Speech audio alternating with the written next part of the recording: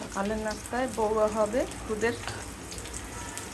আমি কিন্তু ডাল দেবো না, ডাল দিলে খিচুড়ি হয়ে যায়, তখন আর বউয়া থাকে না। একটা শুকনো মরিচ আর পেঁয়াজটা ভেজে নিতেছি।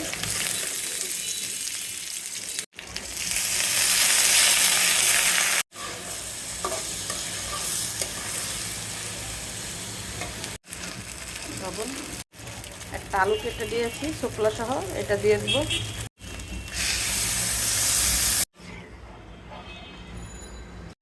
বউয়ার সাথে আমাদের শুধু আলু ভর্তাটা হলেই হয়, এজন্য ভর্তাটা বানাবো।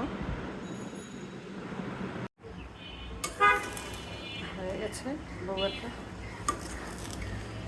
একদম ঝরঝরে হয়েছে। বউয়াতে আমি হলুদও দিই না, আমার কাছে সাদা সাদা ভালো লাগে।